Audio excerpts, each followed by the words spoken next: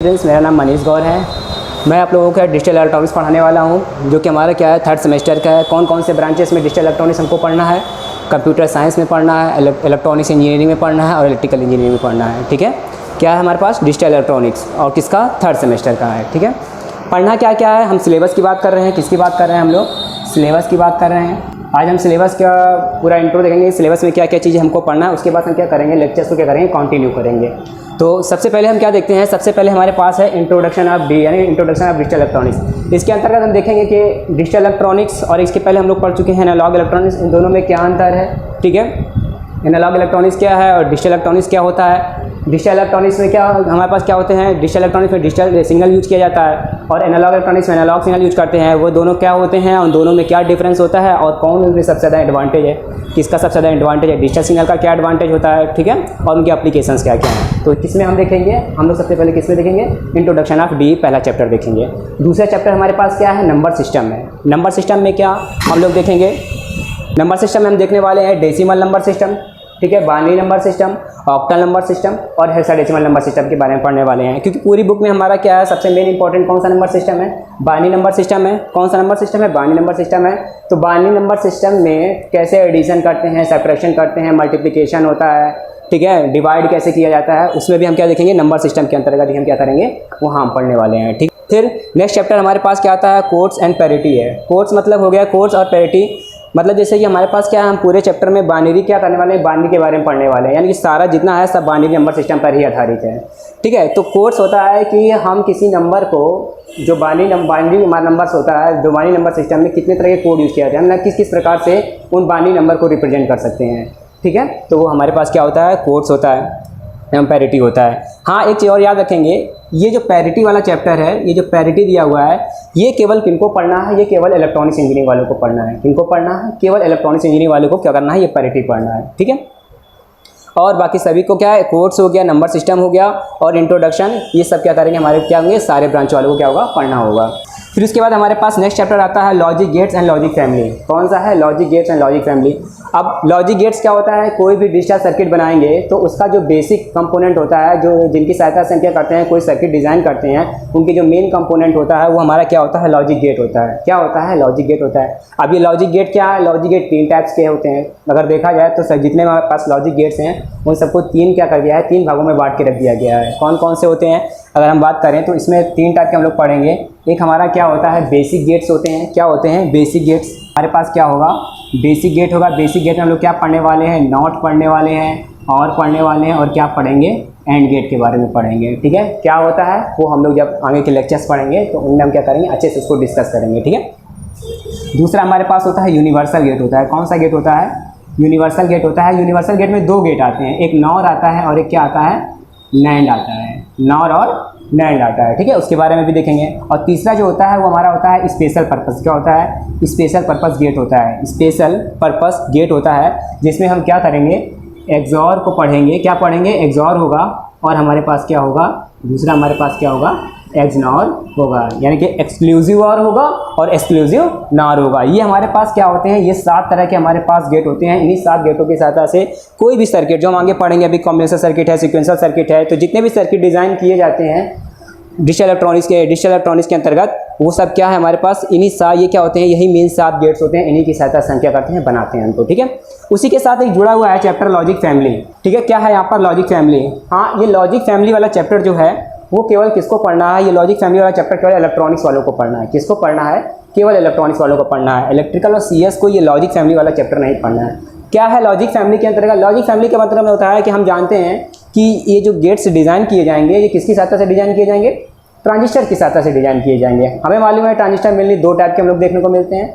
एक MOSFET type का mainly जो यूज होते हैं, मॉसफेट टाइप का होता है, और एक हमारे पास क्या होता है, बीजेटी टाइप का होता है। ठीक है, तो इसी तरह से लॉजिक फैमिली क्या होती है, 2 भागों में डिवाइडेड रहती है। एक होती है बीजेटी फैमिली, एक होती है मॉसफेट फैमिली। ठीक है, तो उनकी सहायता से उन ट्रांजिस्टर, जब हम क्या करते हैं, बीजेटी की सहायता से इन गेट का डिजाइन, इन्हीं गेट को डिज़ाइन करते हैं। यही लॉजिक फैमिली मतलब हो गया कि ये जो गेट है किस फैमिली के हैं, यानी कि बीजेटी फैमिली के हैं या मॉसफेट, यानी कि बीजेटी से बनाए गए हैं या मॉसफेट से बनाए गए हैं। अगर बीजेटी से बनाए गए तो बीजेटी फैमिली में आते हैं, मॉसफेट से बनाए गए तो मॉसफेट फैमिली से आते हैं। ठीक है, तो इस तरह से बीजेटी में कई टाइप के हैं, टीटीएल है, ईसीएल है, डीटीएल है, और I²L है, कई टाइप के BJT की फैमिली में आते हैं। इसी तरह से हमारे पास जो MOSFET फैमिली होगी उसमें क्या होता है, एक NMOS फैमिली आती है, एक PMOS फैमिली आती है।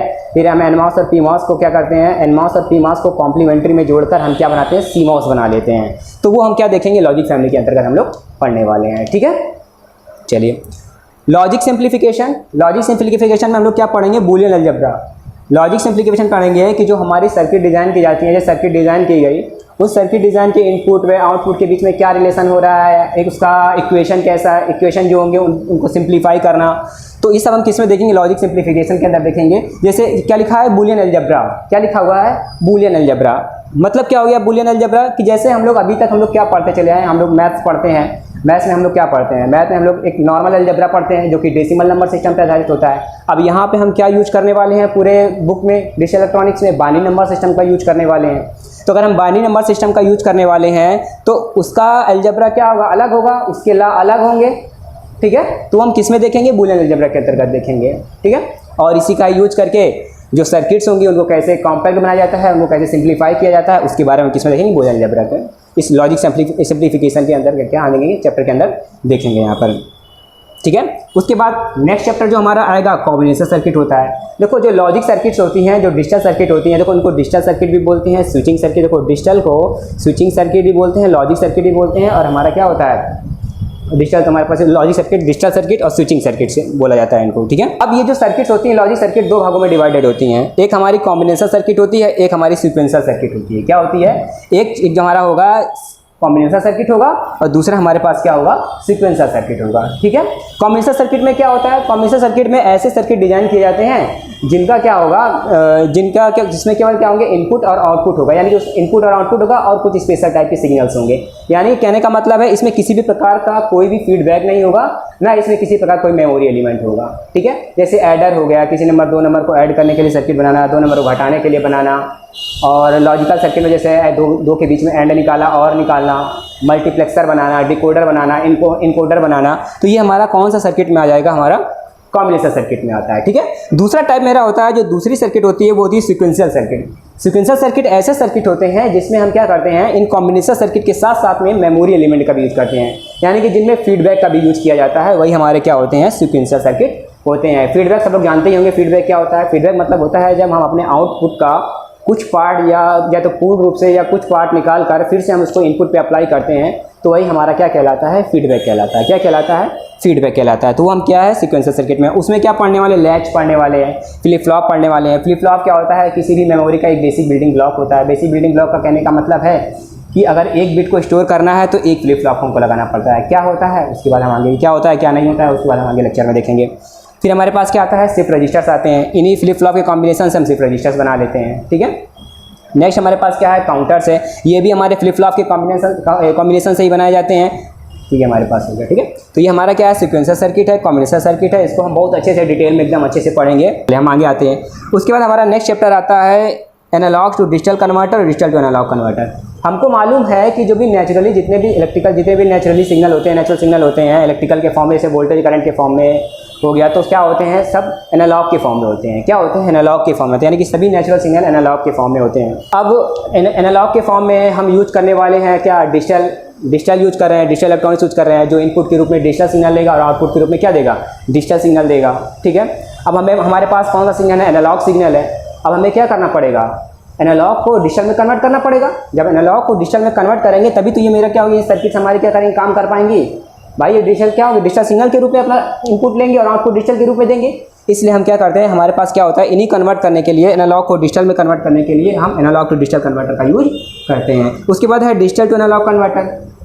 अब भाई जब हमको जब नेचुरली सिग्नल सारे एनालॉग ही हैं, तो हमारे पास जो आउटपुट भी आना चाहिए, जो हमारे पास सिग्नल भी आना चाहिए, वो भी एनालॉग के फॉर्म में आना चाहिए। लेकिन आउटपुट हमारा किसके फॉर्म में है, बोलो फटाक से। एनालॉग जो हमारे पास आउटपुट वो है वो किसके फॉर्म में, डिजिटल के फॉर्म में है, यानी एनालॉग के फॉर्म में आना चाहिए। तो हमें क्या लगाना पड़ेगा, डिजिटल टू एनालॉग कन्वर्टर भी लगाना पड़ेगा। ये किस टाइप के होते हैं, अलग अलग टाइप के हैं, उनके बारे में हम क्या करेंगे, डिस्कस करेंगे।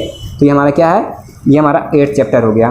उसके बाद लास्ट चैप्टर हमारे पास क्या है, 9th चैप्टर हमारे पास है यहाँ पर सेमीकंडक्टर मेमोरी सब लोग जान ही रहे हैं। मेमोरी हमारे पास क्या होते हैं, डाटा को स्टोर करने के लिए हम क्या करते हैं, मेमोरी का यूज़ करते हैं। सब लोगों ने थोड़ा बहुत पढ़ाई होगा इसके बारे में कि हमारे पास दो तरह की मेमोरियाँ होती हैं, प्राइमरी मेमोरी होती है, सेकेंडरी मेमोरी होती है। यानी कि जो हमारे सिस्टम में पहले से मेमोरी उपस्थित रहती है वो हमारे क्या होती है, प्राइमरी मेमोरी होती है। और जो हम बाहर से मेमोरी लगा कर यूज़ करते हैं, जिनको क्या कर सकते हैं, बाहर से मेमोरी यूज़ करते हैं, वो हमारी क्या होती है, सेकेंडरी मेमोरियाँ होती हैं। ठीक है, जैसे प्राइमरी मेमोरी में रैम हो गया, रोम हो गया, ईपी रोम हो गया, ये हो गई। सेकेंडरी मेमोरी में हमारी फ्लॉपी डिस्क हो गई, ठीक है, फ्लॉपी डिस्क हो गई, सीडी हो गई और पेन ड्राइव हो गया, ये सब हमारी सेकेंडरी मेमोरी के अंतर्गत आती हैं। तो उनके बारे में हम लोग क्या करेंगे, सेमीकंडक्टर मेमोरी के बारे में पढ़ने वाले हैं यहाँ पे। ठीक है, तो ये हमारा क्या है, ये पूरा का पूरा सिलेबस हो गया है। कुछ इलेक्ट्रॉनिक्स के बच्चे होंगे, उस सिलेबस जब चेक करेंगे, सिलेबस देखेंगे, या इलेक्ट्रिकल के बच्चे सिलेबस चेक करेंगे तो इनको नंबर सिस्टम से दिखाई देगा, इलेक्ट्रिकल वालों को भी उनके सिलेबस में नंबर सिस्टम से लिखा हुआ है। लेकिन ये पढ़ना हमारे लिए बहुत ज़रूरी है, ये हमारे पढ़ना बहुत ज़रूरी है कि इस चैप्टर में ही हम जानेंगे कि एनालॉग सिग्नल और डिजिटल सिग्नल क्या होता है। जब हम डिजिटल सिग्नल के बारे में पता ही नहीं रहेगा तो आगे हम कैसे यूज करेंगे उनको। तो भले ही ये ना देखें, बच्चे ना बोले, इलेक्ट्रिकल वाले ये ना सोचें कि चलो ये हमारे नहीं दिया, ये हम नहीं पढ़ेंगे तो नंबर सिस्टम से हम पढ़ना चालू करें, ऐसा नहीं है। ये भी आप लोग को क्या करना पड़ेगा, पढ़ना पड़ेगा, अगर आगे अच्छे से इन सब चैप्टरों के बारे में सीखना है तो। ठीक है, ये हो गया हमारे पास। और एक है पैरिटी, मैंने बताया था अभी पैरिटी, तो पैरिटी केवल इलेक्ट्रॉनिक्स वालों को पढ़ना है। ठीक है, सीएस और इलेक्ट्रिकल वालों को ये पैरिटी नहीं पढ़ना है। ठीक, केवल पैरिटी की मैं बात कर रहा हूँ, कोड तो पढ़ना है सबको। ठीक है, उसके बाद हमारे पास लॉजिक गेट है, तो लॉजिक गेट हमें क्या करना है, सबको पढ़ना है, लेकिन लॉजिक फैमिली केवल इलेक्ट्रॉनिक्स वालों को पढ़ना है। इसके बाद हमारे पास आता है क्या है, सिंप्लीफिकेशन मैंने बता ही दिया, कॉम्बिनेशन सर्किट सबको वही पढ़ना है। हाँ, कॉम्बिनेशन सर्किट में दिया होगा, आगे चल के आएगा एक टर्म यहाँ पर रहेगा, सबट्रैक्टर। क्या है सबट्रैक्टर, जो अलग है थोड़ा सा, मैं वो केवल बता दे रहा हूँ, दोनों लोग के सिलेबस में क्या डिफरेंस है।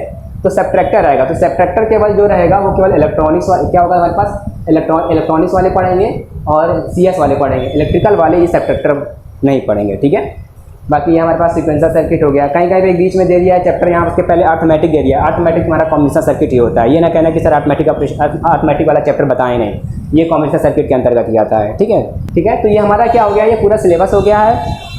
5 तारीख से हम क्या करेंगे, 5 तारीख से हमारा क्या होगा, सारे क्लासेस क्या होंगे, सारे लेक्चर क्या होंगे, कंटिन्यू चलेंगे। यहाँ पर लोग आएंगे 5 तारीख से आएंगे, टाइमिंग तुम लोग को बता दिया जाएगा। और ये क्लासेस क्या होंगी, पेड होंगी और इसमें किसी को कोई दिक्कत नहीं आएगा। क्लासेस सब सारी रेगुलर होंगी, डाउट क्लासेस रखी जाएंगी, किसी को ऑनलाइन क्लास चलेगा, कोई भी क्या हो सकता है, किसी को भी कोई प्रॉब्लम हो तो आराम से क्वेश्चन पूछ सकता है, कमेंट करके क्वेश्चन पूछ सकता है। Thank you so much.